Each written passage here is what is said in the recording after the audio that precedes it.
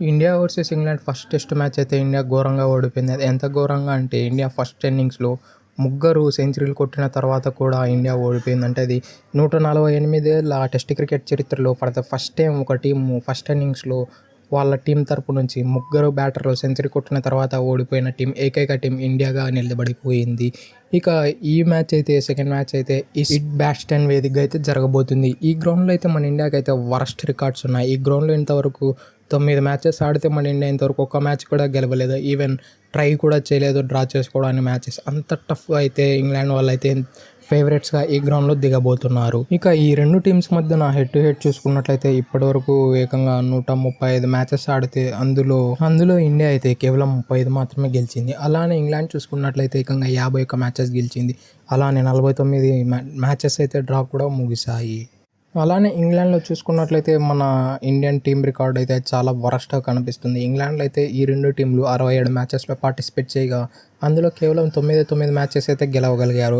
అలానే ఇంగ్లాండ్ చూసుకున్నట్లయితే 36 మ్యాచెస్ గెలిచింది. ఇక డ్రా చూసుకున్నట్లయితే 22 మ్యాచెస్ అయితే డ్రా అయ్యాయి. ఈ హెడ్ టు హెడ్ స్టాట్స్ చూసుకుంటే మనకు అర్థమవుతుంది ఇంగ్లాండ్ కండిషన్స్‌లో చాలా స్ట్రాంగ్ అపోనెంట్ అని చెప్పుకోవచ్చు. అలానే స్ట్రాంగ్ ఫైట్స్ కూడా ఇస్తుంది. ఈవెన్ వాళ్ళ లోవర్ ఆర్డర్ బ్యాట్స్‌మెన్ అలానే వాళ్ళ టాప్ ఆర్డర్ బ్యాట్స్‌మెన్స్ అయినా ఒక టఫ్ బ్యాటిల్ అయితే ఇండియన్ బౌలర్‌కి అయితే ప్రొడ్యూస్ చేయగలరు. ఇక ఈస్ట్ బ్యాస్టన్ యొక్క గ్రౌండ్ స్టాట్స్ విషయానికి వస్తే ఈ గ్రౌండ్‌లో అయితే ఇప్పటివరకు 55 టెస్ట్ మ్యాచెస్ జరిగితే అందులో ఫస్ట్ బ్యాటింగ్ చేసిన టీం అయితే 19 సార్లు గెలిచింది. అలానే సెకండ్ బ్యాటింగ్ చేసిన టీం అయితే 22 సార్లు గెలిచింది. అలానే ఇక 14 మ్యాచెస్ అయితే డ్రా అయ్యాయి ఈ వెన్యూలో.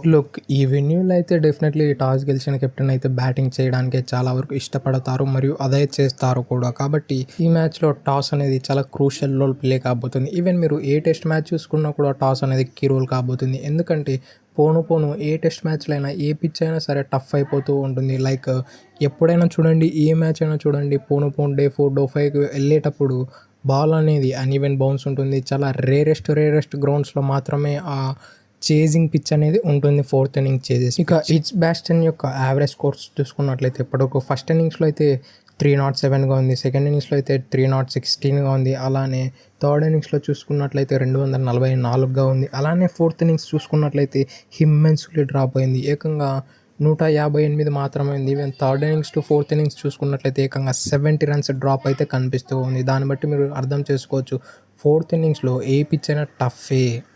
ఇక ఈ పిచ్ రిపోర్ట్ విషయానికి వస్తే ఈ పిచ్ అనేది ఇనీషియల్లీ ఫస్ట్ డే అయితే బౌలింగ్ వేసే టీంకి అయితే ఒక 20-30 ఓవర్స్ అయితే హెల్ప్ఫుల్గా ఉంటుంది. ఆ తర్వాత అయితే బ్యాట్ మరియు బాల్కి ఈక్వల్ కాంపిటీషన్ అయితే జరగబోతుంది. ఈ మ్యాచ్లో అయితే డే 3 వరకు అయితే ఇలానే కొనసాగబోతుంది. డే 3 తర్వాత డే 4 డే 5 దగ్గర అయితే డెఫినెట్లీ స్పిన్నర్స్ అయితే ప్లేలోకి వస్తారు. ఎక్కడే కానీ ఇంగ్లాండ్లో స్పిన్నర్స్ ప్లేలోకి రారు. కానీ ఈ గ్రౌండ్లో అయితే స్పిన్నర్స్ ప్లేలోకి వచ్చి ఇమ్మెన్స్ బ్రిలియన్స్ సృష్టించగలుగుతారు. అలానే ఫాస్ట్ బౌలర్లకు అన్ఈవెన్ బౌన్స్ అలానే క్రాక్స్ అనేది ఓపెన్ అవుతుంది. డెంట్స్ అనేవి కూడా చాలా వరకు పిచ్ పైన కనపడే అవకాశాలు ఉన్నాయి. ఇక మన ఇండియన్ టీం విషయానికి వస్తే మన ఇండియన్ టీం అయితే డెఫినెట్లీ ఆ బ్యాటింగ్ అయితే చాలా వరకు ఇంప్రూవ్ చేసుకోవాల్సింది అయితే ఉంది. అలానే బౌలింగ్ కూడా చాలా వరకు ఇంప్రూవ్ చేసుకోవాలి.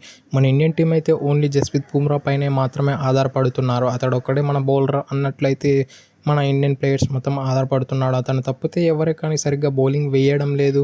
అంత ప్రాపర్గా అయితే కనిపించలేదు. అతడైతే ఆన్ ద పాయింట్ అయితే కనిపిస్తూ ఉన్నాడు జస్ప్రీత్ బుమ్రా. అతనికి తోడుగా అయితే మొహమ్మద్ సిరాజు 1 లేదా 2 స్పెల్స్ అయితే అగ్రెసివ్గా వేయగలుగుతున్నాడు. కానీ కంటిన్యూస్గా ఆ సపోర్ట్ రోల్ అయితే అందించలేకపోతున్నాడు.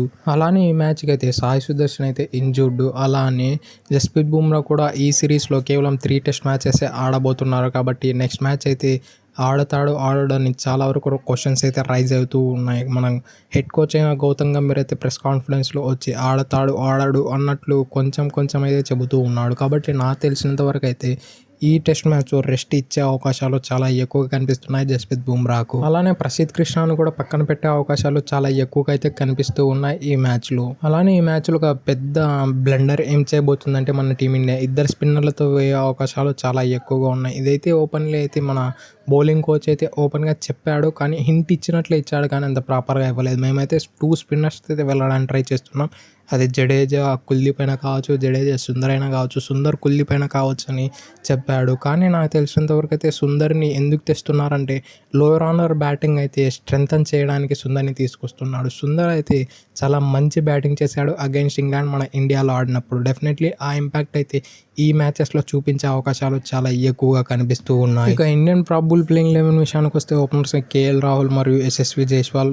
నాకు తెలిసినంత వరకు అయితే నెంబర్ 3లో కరుణ్ నాయర్ ఆడే అవకాశాలు ఉన్నాయి.